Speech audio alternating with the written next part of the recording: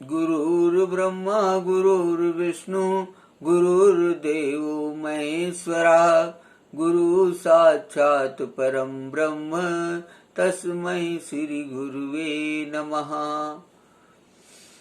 या कुंदेन्दु तुषारे हारे धवला या शुभ्रवस्त्राविता या वीणावरदंड मंडित करा या श्वेत पद्मासना या ब्रह्माच्युत शंकरा प्रवृत्तिर्विर्देव सदा वंदिता सा मां पातु सरस्वती भगवती निशेष जाड्यापहा। वर्णानां शृंगानां रसानां छन्दसामपि मंगलानां च कर्तारो वन्दे वाणी विनायको। ओम त्रिवेणी माधवं सोमं भरद्वाजं च वासुकिं वन्दे अक्षयवटं शेषं प्रयागं तीर्थनायकम्। ओम तीर्थराजाय ते नमः।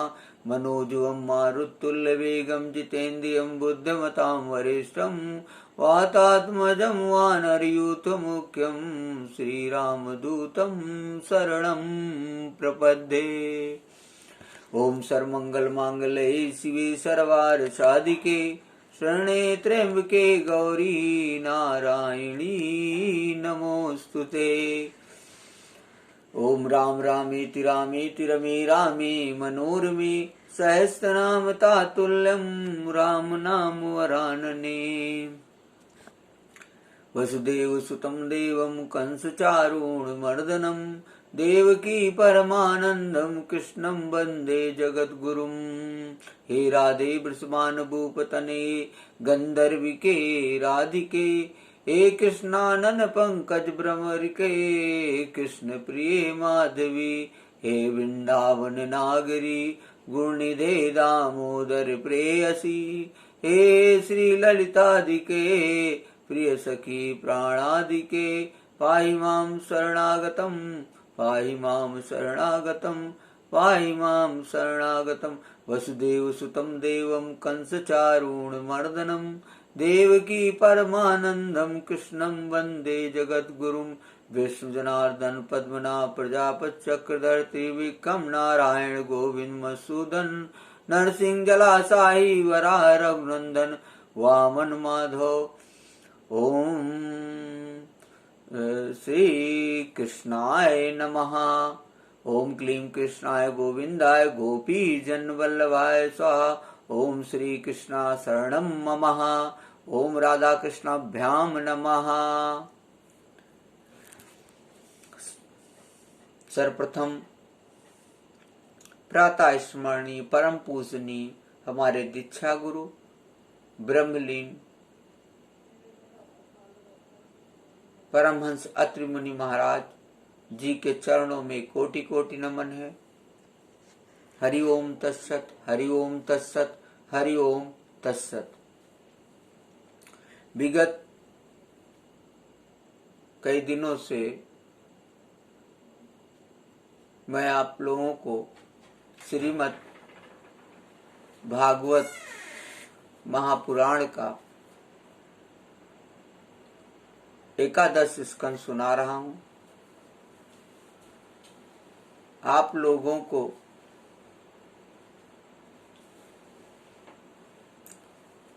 सुनकर जरूर पवित्रता की अनुभूति हुई होगी, क्योंकि कहा गया है कि कलिकाल में हरि की ही कथा से या हरि के अवतारों की कथा से ही जीव शांति की अनुभूति करेगा, जीवात्मा का परमात्मा से सायुज्य होगा, जीवात्मा का परमात्मा से संचार होगा, जीवात्मा का परमात्मा से संयोग होगा और जीवात्मा को पूर्ण ब्रह्म का अनुभव होगा। तो यहाँ पे हमने बड़ा ही दिव्य स्कंद लिया है, एकादश स्कंद, जिसे ज्ञान सिंधु स्कंद भी कहते हैं, और दूसरा नाम या बहुत लोग इस नाम से भी जानते हैं कि ज्ञान योग रूपी यदि कोई स्कंद है संपूर्ण श्रीमद् भागवत महापुराण में, तो वो एकादश स्कंद है। तो हमने एकादश स्कंद के तृतीय अध्याय की कथा ली थी हमने। दूसरा अध्याय भी लिया हमने। तो वहां पे कथा में आया कि नारद जी बार बार द्वारिका नगरी आते हैं, मथुरा भी आते रहे, वृंदावन भी आते रहे, जहां भी हरि के गुणनामों का स्मरण होता रहा वहां वो पहुंचते रहे। इसी कड़ी में वो एक दिन यदि शिरोमणि वसुदेव जी के पास पहुंचे, तो वसुदेव जी ने उनसे भागवत धर्म के बारे में प्रश्न पूछा और जानने की इच्छा की। तो उसी कड़ी में नारद जी ने विदेह राज निमि और 9 योगीश्वरों के संवाद को लिया और वो बताना शुरू किया। तो मैंने कुछ प्रश्न विदेहराज निमि ने 9 योगीश्वरों से पूछा है, क्योंकि विदेहराज निमि, आपकी जानकारी में ये बता दें कि विदेहराज निमि दीर्घ यज्ञ कर रहे थे और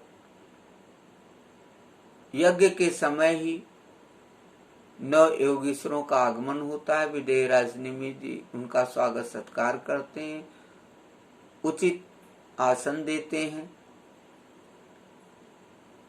और उचित आसन देने के बाद विदेहराज निमि कुछ प्रश्न उन 9 योगीश्वरों से पूछते हैं। और आप लोगों की जानकारी के लिए हम बता दें, ये जो 9 योगीश्वर थे, ये ऋषभ देव के 100 पुत्रों में से ही 9 योगीश्वर भी थे। सबसे बड़े पुत्र ऋषभ देव जी के भरत जी थे और उन्हीं में 9 योगीश्वर भी थे। भरत जी सबसे बड़े थे, उसके बाद 9 योगीश्वर थे और 90 और पुत्र हुए, वो भी बड़े दिव्य थे। लेकिन ये जो 9 योगीश्वर थे वो स्वच्छंद विचरण किया करते थे, बड़े और दिगंबर रूप में रहा करते थे, बड़े ही ओजस्वी, तेजस्वी और सूर्य के प्रकाश के समान उनके चेहरे की चमक थी और आभा मंडल इतना आकर्षक था कि बिना कोई प्रभावित हुए रह नहीं सकता था। तो विदेहराज निमि जी के ऊपर भी प्रभाव पड़ा और उसी प्रभाव के कारण विदेहराज निमि ने कुछ प्रश्न पूछे और मैंने बताया था कि कुछ प्रश्नों का उत्तर प्रथम योगीश्वर कबीर जी ने दिया और कुछ प्रश्नों का उत्तर हरि जी ने दिया जो दूसरे योगीश्वर थे, और तीसरे कुछ प्रश्नों का उत्तर तीसरे योगीश्वर अंतरिक्ष जी ने दिया और कुछ प्रश्नों का उत्तर चौथे योगीश्वर प्रबुद्ध जी ने दिया। और उसी कड़ी में आगे फिर राजा निमि जी ने पूछा है कि महर्षियों, आप लोग परमात्मा का वास्तविक स्वरूप जानने वालों में सर्वश्रेष्ठ हैं, इसलिए मुझे यह बतलाइए कि जिस पर ब्रह्म परमात्मा का नारायण नाम से वर्णन किया जाता है उनका स्वरूप क्या है। आपको मैंने पिछले जो कथानक थे उसमें भी बताया था मैंने कि तैत्तिरीय उपनिषद में आता है कि प्राण की ही व्युत्पत्ति नारायण होती है। तो प्राण के बगैर कोई जीव नहीं रह सकता, उसी तरह नारायण के बगैर भी कोई जीव नहीं रह सकता। तो जब राजा निमि ने ये जब प्रश्न पूछा है तो उन 9 योगीश्वरों में से जो 5वें योगीश्वर थे पिपलायन जी, उन्होंने कहा, राजन,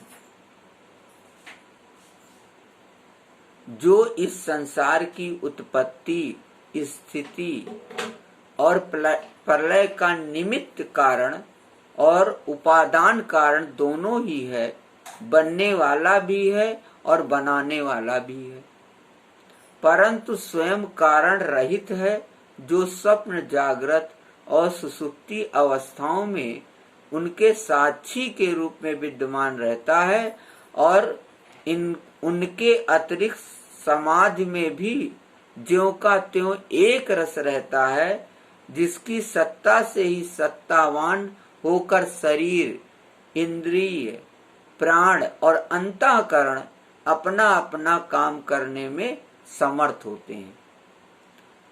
उसी परम सत्य वस्तु को आप नारायण समझिए।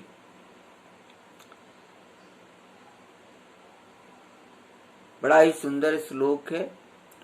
नारायणाभिधानस्य ब्रह्मणः परमात्मनः अनिष्टामर्हत नो वक्तुं युवं हि ब्रह्मवित्तमः। पिपलायनवास स्थित युद्धभव प्रलय हेतुरस्य यत् स्वप्न जागर सुषुप्तिषु सद्बहिश्च देहेन्द्रियासु हृदयानि चरन्ति येन संजीवितानि तद् वही परम नरेंद्र। कितनी दिव्य बात कही। जिनकी सत्ता से ही सत्तावान होकर शरीर, इंद्रिय, प्राण और अंतःकरण अपना अपना काम करने में समर्थ होते हैं, उसी परम सत्य वस्तु को आप नारायण समझिए। जैसे राजन, जैसे चिंगारियां ना तो अग्नि को प्रकाशित ही कर सकती हैं और ना जला ही सकती हैं, वैसे ही उस परम तत्व में आत्म स्वरूप में ना तो मन की गति है और ना वाणी की। नेत्र से देख नहीं सकते और बुद्धि सोच नहीं सकती। प्राण और इंद्रियां तो उसके पास तक फटक ही नहीं पाती।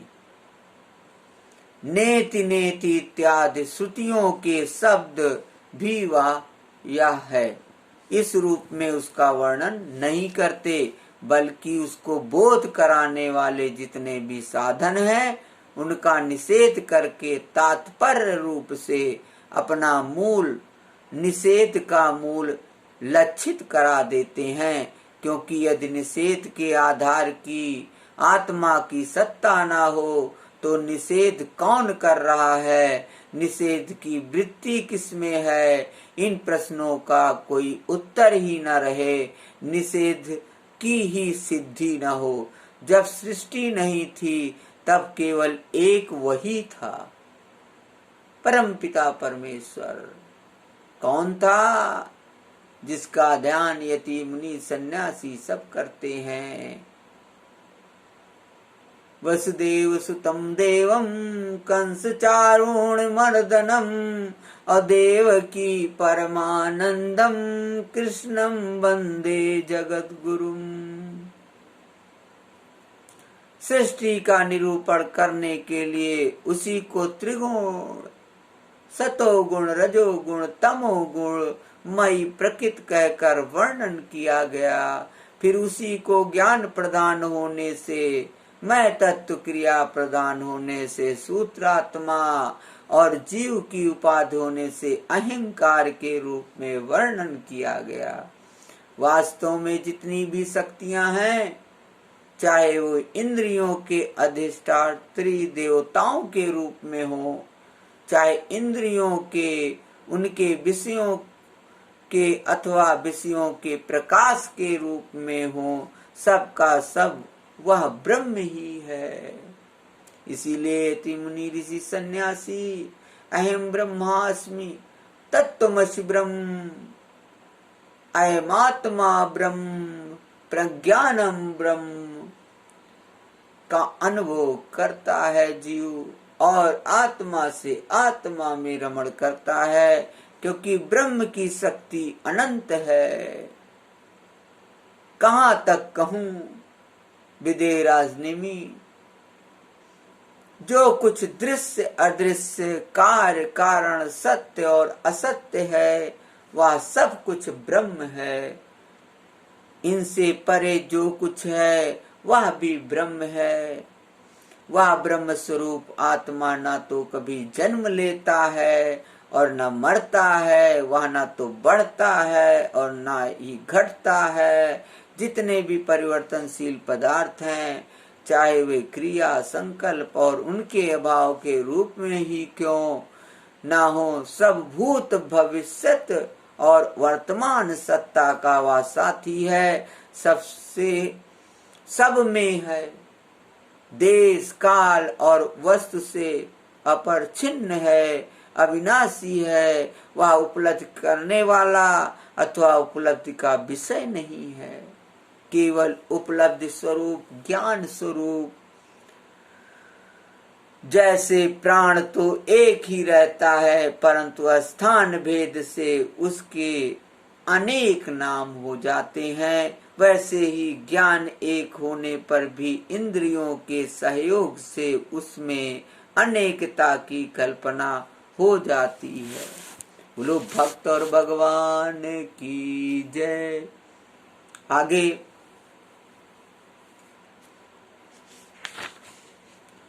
पांचवें योगेश्वर पिपलायन जी ने विदेराजनिमी से कहा, जगत में राजन 4 प्रकार के जीव होते हैं। अंडा फोड़कर पैदा होने वाले, पक्षी सांप आदि, नाल में बंधे पैदा होने वाले पशु मनुष्य, धरती फोड़कर निकलने वाले वृक्ष वनस्पति और पसीने से उत्पन्न होने वाले खटमल आदि। इन सभी जीव शरीरों में प्राण शक्ति जीव के पीछे लगी रहती है। शरीरों के भिन्न भिन्न होने पर भी प्राण एक ही रहता है। सुषुप्ति अवस्था में जब इंद्रियां निश्चेष्ट हो जाती हैं, अहंकार भी सो जाता है, लीन हो जाता है, अर्थात लिंग शरीर नहीं रहता, उस समय यदि कूटस्थ आत्मा भी न हो तो इस बात की पीछे से स्मृति ही कैसी हो कि मैं सुख में सोया था। पीछे होने वाली यह स्मृति ही उस समय आत्मा के अस्तित्व को प्रमाणित करती है। जब भगवान कमलनाभ के चरण कमलों की प्राप्त करने की इच्छा से तीव्र भक्ति आ जाती है, तब वह भक्ति ही अग्नि की भांति गुण और कर्मों से उत्पन्न हुए चित्त के सारे मलों को जला डालती है। जब चित्त शुद्ध हो जाता है तब आत्म तत्व का साक्षात्कार हो जाता है। जैसे नेत्रों के निर्विकार हो जाने पर सूर्य के प्रकाश की प्रत्यक्ष अनुभूति होने लगती है। तो हमने बताया कि परमात्मा को प्राप्त करने का एक ही तरीका कायिक वाचिक मानसिक उनका जप करें। आइए हम लोग थोड़ी देर संकीर्तन करते हैं।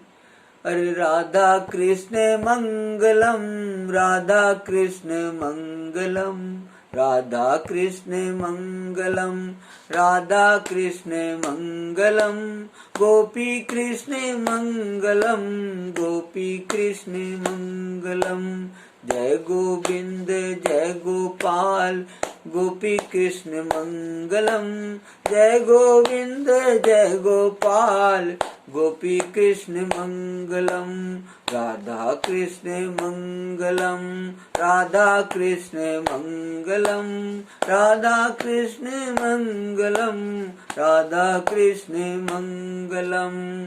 मेरी मन राधा कृष्ण, मेरी तन राधा कृष्ण, मेरी मुक्ति राधा कृष्ण, मेरी भक्ति राधा कृष्ण, सब राधा कृष्ण है, सब राधा कृष्ण है।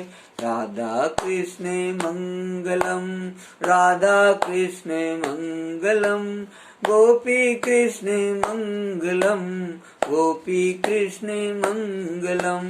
वृंदावनु चंदा भजो, राधे गोविंदा भजो, वृंदावनु चंदा भजो, राधे गोविंदा भजो, गोपी कृष्ण वल्लभ श्याम, जय जमुना जय राधे श्याम, जय जमुना जय राधे श्याम, जय जमुना जय राधे श्याम। राधा कृष्ण मंगलम, गोपी कृष्ण मंगलम, गोपी कृष्ण मंगलम, गोपी कृष्ण मंगलम।